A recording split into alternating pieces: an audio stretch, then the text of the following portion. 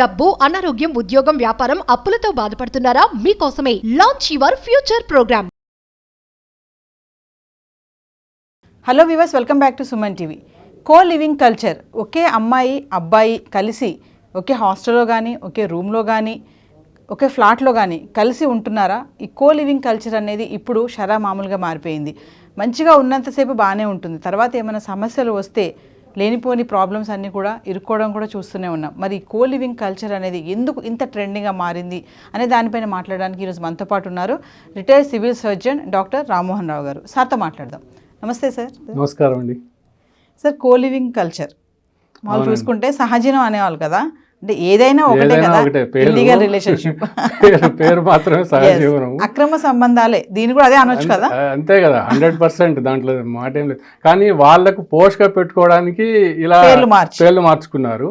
కానీ వాళ్ళకి తెలియంది ఏంటంటే, వాళ్ళకి తెలియకుండానే వాళ్ళ దీంట్లోకి వెళ్ళిపోతున్నాం మనము, ఒక విధంగా బ్యాడ్ ప్రాపగాండా జరుగుతుంది వాళ్ళపైన అనేది వాళ్ళు మర్చిపోతున్నారు అన్నమాట. ముఖ్యంగా యువత ఏమంటే, ఇప్పుడు చాలాసార్లు చూస్తుంటాం మనము, ఈ ఒకరు ఉన్నారంటే ఈవెన్ ఎందుకండి మన హోటల్స్లో వెళ్తారు, ఎన్నో జరుగుతున్నాయి. హోటల్స్లో వెళ్ళినప్పుడు ఒక అమ్మాయి ఒక అబ్బాయి వెళ్ళినప్పుడు వాళ్ళు ఏం చేస్తున్నారు అనేది వాళ్ళు ఉంటున్నారు కదా. అదే ఇక్కడ కూర్చొని ఇంట్లో ఉన్నప్పుడు, ఒక చోట ఉన్నప్పుడు వాళ్ళని కూడా అదే విధంగా ట్రీట్ చేయాల్సి వస్తుంది కదా. అదే ఒక విధంగా వాళ్ళు ఒక చోట ఉన్నారు అని అంటే, వాళ్ళిద్దరు హోటల్స్లో ఎలాగో ఉండి వాళ్ళు వేరే విధాలకు పాల్పడుతున్నారో అదేవిధంగా ఇక్కడ పాల్పడుతున్నట్టు అవుతుంది. కానీ వాళ్ళు ఒప్పుకోరు. ఇప్పుడున్న యువత ఒప్పుకోవడం లేదు అటువంటి వాటికి. ఒక అమ్మాయి అబ్బాయి కలిసి అంటే ఏమవుతుంది అనేది కాదు. వాళ్లకు ఒక గ్రోనప్ పీపుల్, చిన్నపిల్లలు కాదు వాళ్ళు. పోనీ అట్లని 60 ఏళ్ళ వాళ్ళు కాదు, మాకేం ఉండవు కదా, ఉండవు. 20 నుంచి ఎందుకు 16 నుంచే మొదలు పెడుతున్నారు ఉండదుక. ఏమంటే మేము సంపాదిస్తున్నాము మా స్వేచ్ఛ అనే దానికి పోతున్నారు అనమాట. స్వేచ్ఛ ఎంతవరకు స్వేచ్ఛ అండి ఇవ్వడం అనేది? అది కనీసం పేరెంట్స్ బాధ్యత కాదా? వాళ్ళ పిల్లలు సంపాదిస్తున్నారు, చేస్తున్నారు, కానీ వాళ్ళు పెళ్లి కావాల్సి ఉంది, అబ్బాయి కానీ అమ్మాయి కానివ్వండి.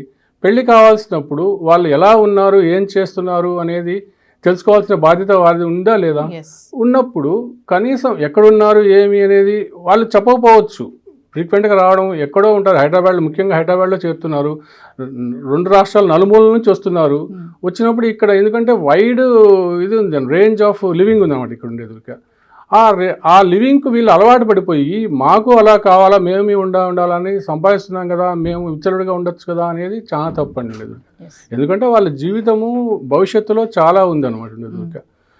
పెళ్లి చేసుకోవాలా, పిల్లల్ని కలాలా, మన హిందూ ఒక వ్యవస్థ ఉందన్నమాట. కానీ హిందూ కానివ్వండి, ఎవరు కానివ్వండి, ముస్లిమ్స్ కానివ్వండి, క్రిస్టియన్స్ కానివ్వండి, ఎవరికైనా కానీ పెళ్లి అనేది ఒక వ్యవస్థ ఉంది కదా ఉండేది. దాన్ని ఫాలో కావాల్సాలంటే ఇలాంటివి మానుకోవాలండి. పెళ్లి అన్నారు కాబట్టి ఒక క్వశ్చన్ అడుగుతాను సార్. అంటే ఇలా ఈ లివింగ్ రిలేషన్షిప్ అని, కో లివింగ్ అని, ఇంకా ఇవన్నీ ఉన్నాయి కాబట్టి పిల్లలు పెళ్లిళ్ళు కూడా దూరం ఉంటున్నారు. ఇప్పుడే పెళ్లి చేసుకో మేము అంటున్నారు. ఇవన్నీ ఉన్నప్పుడు ఇంక పెళ్లి ఎందుకు చేసుకుంటారు వాళ్ళు? పెళ్లి చేసుకోకపోతే నష్టపోయేది వాళ్ళే. ఫ్యూచర్లో ఇప్పటివరకు బాగానే ఉంటుందండి. పెళ్ళి అయిపోయినాక ఇప్పుడు ఏదైనా కానీ ఒక 25 సంపాదించుకున్న తర్వాత, సెటిల్ అయిన తర్వాత కనీసం 18 సంవత్సరాలు అనేది కనీస వయసు పెట్టారు. కనీసం 22 సంవత్సరాలు వచ్చినా కానీ ఒక సెటిల్ అయిన తర్వాత 25 అయినా కానీ చేసుకోవాలి. అట్లాగనే 30 తర్వాత మాకు అవసరమైతే చేసుకుంటామంటే అప్పుడు ఏమవుతుంది, చైల్డ్ బేరింగ్ ఏజ్ అనేది దాటిపోతుంది వాళ్ళకి. అప్పుడు పోయి చూసుకొని పిల్లలు కావాలా, అది కావాలనుకున్నా కానీ అవకాశం ఉండదు అనమాట. దానికి ఏముందిలేండి, మాకు ఇప్పుడు ఫర్టిలిటీ సెంటర్స్ ఉన్నాయి, మేము అట్టపోతాము అనుకుంటే అది మంచిది కాదండి. సాధ్యమైనంత వరకు న్యాచురల్గా మీరు పెళ్ళికి మొగ్గు చూపించాలి. మొగ్గు చూపించుకోవాలంటే ఇలాంటివన్నీ కూడా మానుకొని వాటి వల్ల ఇప్పుడు ఒక మాట చెప్తానండి. సరే మేమిద్దరం ఒక రూమ్లో ఉంటామండి, ఒక రూమ్ కలిసి ఉంటాము, మాకు ఏమీ ఫీలింగ్స్ ఉండవు అట్లా ఇట్లా అనుకుంటే మీ వయస్సు మీకు ఉండకపోవచ్చు. వయస్సు మీ చేత చేయించేటువంటి పనులను మీరు ఆపగలుగుతారా? ఒక రూమ్లో ఉన్నప్పుడు, ముఖ్యంగా ఒక అమ్మాయి అబ్బాయి వయసులో ఉన్నప్పుడు వారికి మధ్య ఆకర్షణ కావడానికి ప్రధానంగా 4 కారణాలు ఉంటాయండి ఉండేదొరిక. ఒకటి ప్రైవసీ అనమాట ఉండేదొరిక, ప్రైవసీ.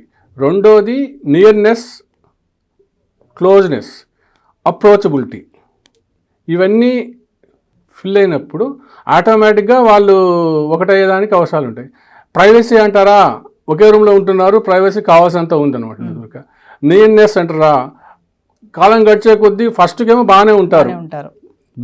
వాళ్ళు ఎవరో మేమో తెలియదు, ఫస్ట్కి బాగానే ఉంటారు, మాట్లాడే కొద్దీ చేయడం కొద్దీ ఒకరి మీద ఒకరు అనేది జరుగుతుంది అనమాట.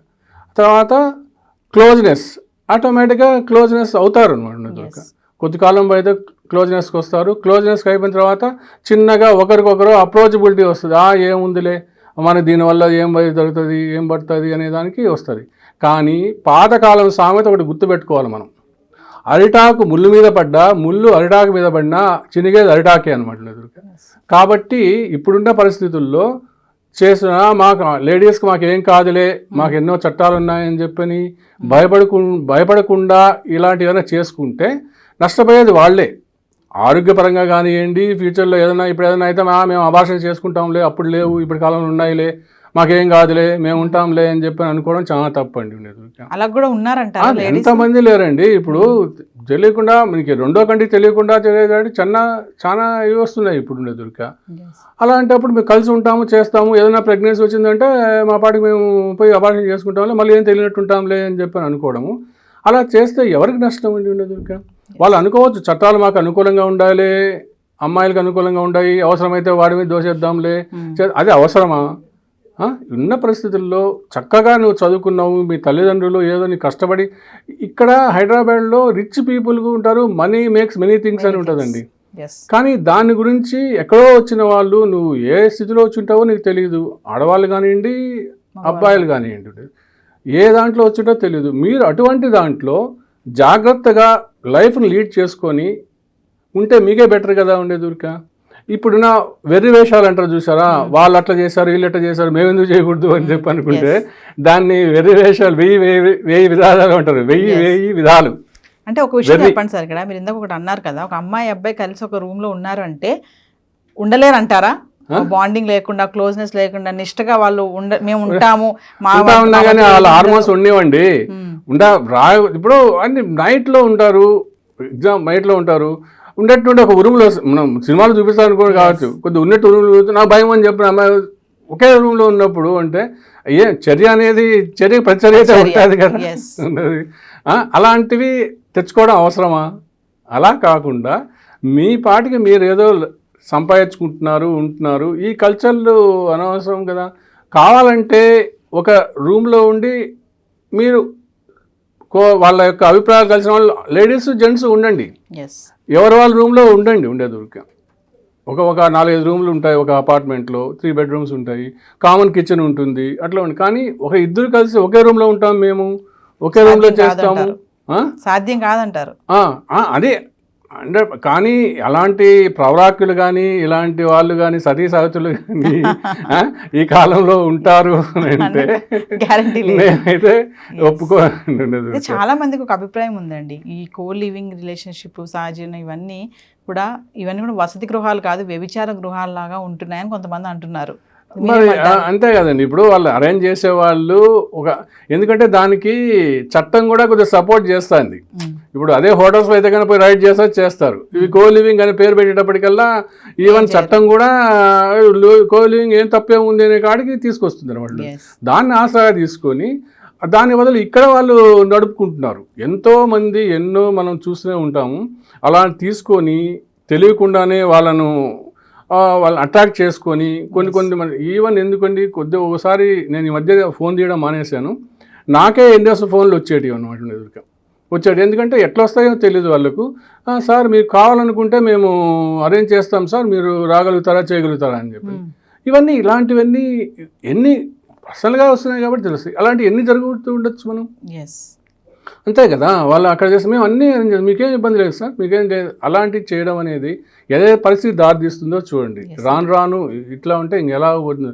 అది ముఖ్యంగా పేరెంట్స్ దీనిపైన కొద్దిగా కాన్సన్ట్రేట్ చేయాలి. ఎందుకంటే వాళ్ళని చిన్నప్పటి నుంచి ఒకసారికి ఎట్లా తీసుకురావాలా, ఎలా పెంపకం చేయాలా, ఏం చేయాలా అనేది వాళ్ళకు నేర్పిస్తే ఎలా ఉండాలా, ఏం చేయాలా అనేది ఉంటే, పాతకాలంలో ఎవరన్నా కానీ ఇప్పుడు ఉన్న వాటిల్లో ఎక్కడన్నా అమ్మాయి అబ్బాయి ఎక్కడికి పోవాలని చాలా భయపడేవాళ్ళు చదువుకోవడానికి వెళ్ళినప్పుడు కానీ, హాస్టల్లో వెళ్ళేప్పుడు కానీ. ఎందుకంటే మేము మెడిసిన్ చదివేటప్పుడు ఆ కాలంలో అనుకోండి ఒక ఫ్రెండ్షిప్గా ఉండేవాళ్ళము. ఒక చాటుకు మమ్మ నేను రాను అనేటోళ్ళు అనమాట. ఇప్పుడు అలాంటిది లేదు ఉండేదుగా. అమ్మాయిలే తీసుకెళ్తున్నారా, అడుగుచా మాట్లాడుకుందాం రా అని చెప్పని. అదే కన్నా వాళ్ళు పేరెంట్స్ వాళ్ళని కానీ నియంత్రిస్తే, చిన్నప్పటి నుంచి ఇలా చేయడం తప్పమ్మా, ఇలా చేయడం ఉండకూడదు అని నియంత్రిస్తే వాళ్ళు ఆ స్థితికి రారు అనమాట. ఇంకా కానీ ఈ జనరేషన్లో, రాబోయే జనరేషన్లో వాళ్ళు మేము ఉన్నాం కదా, మీరు అట్లా ఉండిపోండి అని చెప్పని వాళ్ళ పిల్లలకి చెప్పే అవకాశం వస్తుంది అనమాట. చేసే చెడు పని అయినా డిఫరెంట్ పేర్లు పెట్టుకొని చేస్తున్నారండి. అది దాన్ని చట్టం కూడా కొద్దిగా దాన్ని దృష్టిలో పెట్టుకోవాలండి. ఇలాంటి వాటిపైన ఇచ్చింది కదా, అవకాశం ఇచ్చింది కదా అని చెప్పని వాళ్ళని విచ్చలవిడిగా వీళ్ళని చేయనీయకుండా ఒక విధంగా నియంత్రణ తీసుకొస్తే కనుక కొద్దిగా మార్పు వస్తుంది అనేది నా ఉద్దేశం అనమాట. Thank you.